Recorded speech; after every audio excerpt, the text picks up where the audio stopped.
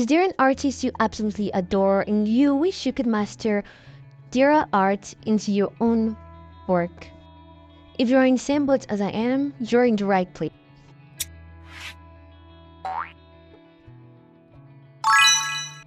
Aya is one of my favorite artists and I'll be teaching you how to master your favorite artist style in 3 steps.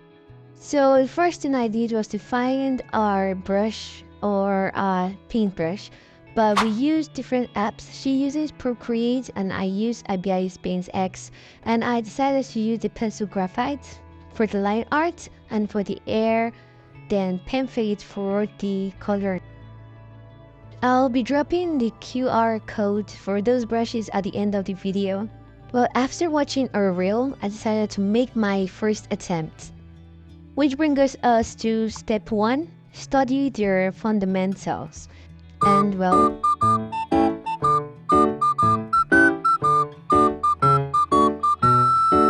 I know that's not the best, but it was only our first attempt and we're going to give it a second try.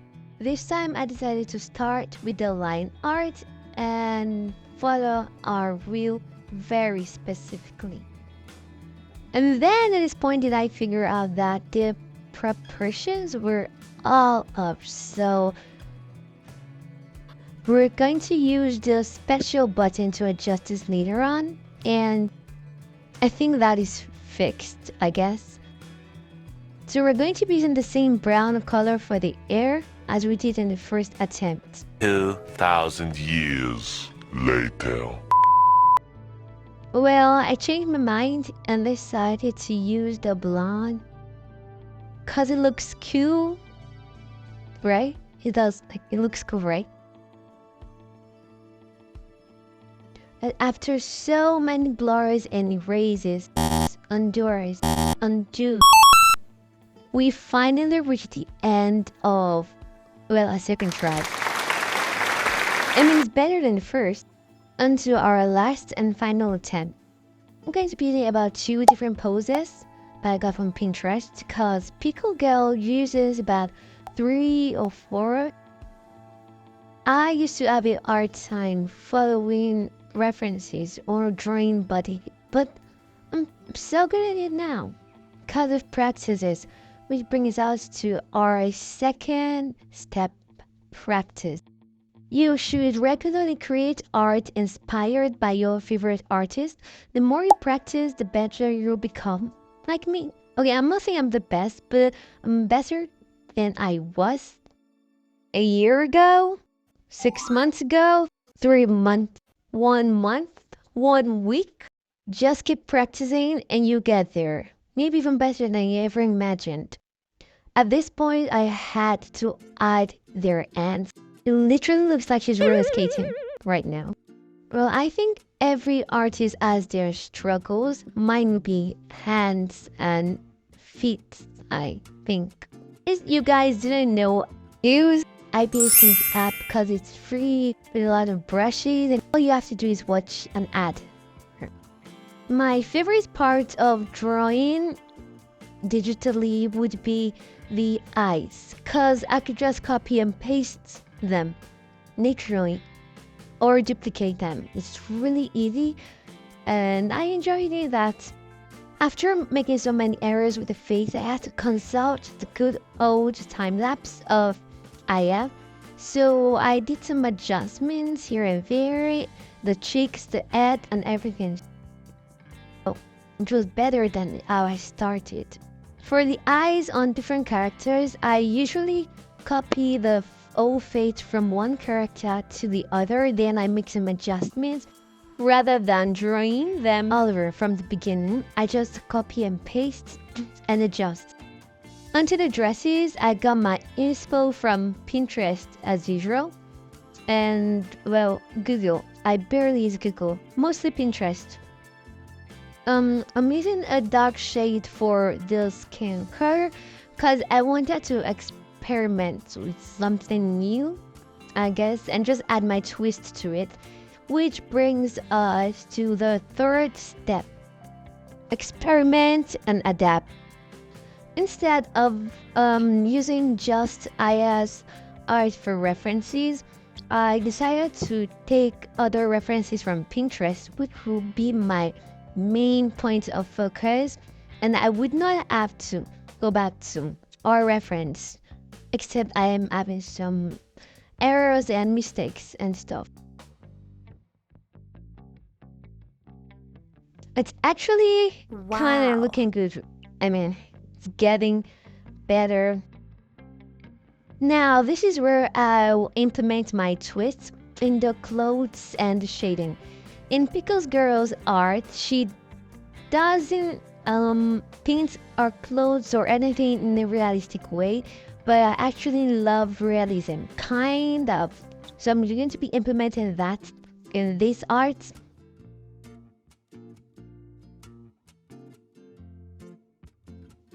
For the hair, there's always two colors. In the first try, I made it just brown.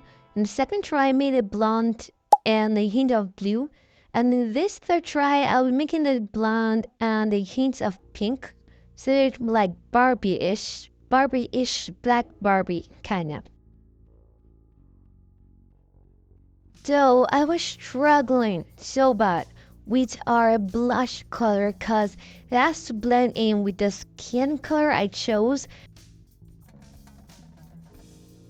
I kept blending different colors to see which one will match our skin, and I couldn't find any for a while, so we're going to come back to that. Now the clothes! I so much adore shading clothes if it's realistic, and thank God I spent X has so many color brushes, like texture brushes and stuff. If you guys would like me to show you the QR codes for these brushes, you can comment down below.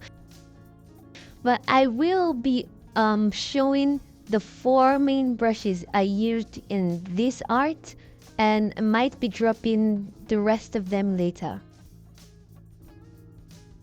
I mean, since I'm drawing one character in 3 poses, that is a little bit different from the concept of Ayas, because they are not always one character. They could be different characters and with different poses. After spending 3 hours on shading, okay, I didn't use 3 hours, but let's imagine so that it was finally time for the hair. I mentioned it has a shade of pink, but like straps or lines of pink on the hair. It won't be exactly just shades, it will be vivid, but not very vivid, I guess. I mean, it's really giving her the Barbie look with the pink and blonde and pink, whatever, pink aesthetic. Additional information for those who can't actually draw poses yet, you can use the app called 3D Pose. I'm just going to put it on the screen. It's a really good app, and that's what I started with before I stopped tracing. You just have to place them in their poses, and then you can try drawing them or tracing them. I'm not saying tracing is a good thing, but it's not really bad, I guess. As long as you're trying to use that to learn, it might help you improve in your pose drawing skills. And on to the final shading. I finally figured out what color to use for our blush or our skin. It was a little bit of dark pink, but it actually matched with it. So we used that and a little bit of blur, a little bit of a reference from Pickle Girl, the original artist whose art we're referencing.